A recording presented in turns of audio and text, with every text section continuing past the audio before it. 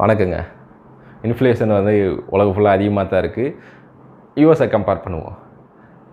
8% இருந்தது 2020 இந்த last year 2023 4% ஆச்சு. அவங்களோட எக்ஸ்பெக்டட் 3% தான். உலகம் ஃபுல்லாக ஒவ்வொரு கண்ட்ரியுமே அவங்களோட எக்ஸ்பெக்டட் வச்சுருப்பாங்க. அதோட அதிகமாச்சுன்னா கொஞ்சம் இன்ஃப்ளேஷனில் இருக்குது அப்படி தான் டிக்ளேர் பண்ணுவாங்க. ஸோ இன்னும் இன்ஃப்ளேஷனில் தான் இருக்குது, விலைவாசி அதிகமாக தான் இருக்குது.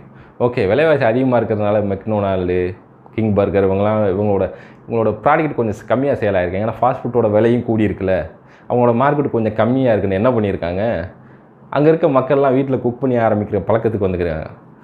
கெட்ட பழக்கம்ல, அதை விட்டுறக்கூடாதுல்ல. வீட்டில் சமைக்க சாப்பிட்றது ரொம்ப கெட்ட பழக்கம். ஏன்னா அவங்களோட பழக்கமே தான். அது வீட்டில் ரொம்ப கம்மியாக தான் அங்கே சமைச்சு சாப்பிடுவாங்க. இந்தியாவிலும் இப்போ மாறிக்கிருக்கு. அவங்களோட மார்க்கெட்டு இந்தியாவிலேயுமே ரொம்ப எக்ஸ்பாண்ட் ஆகிருக்கு. பீஸா சேல் வந்து ஒரு பஞ்சாயத்து லெவலு எங்கள் ஊர் பக்கத்து வரைக்குமே வந்துருச்சு. எல்லாருமே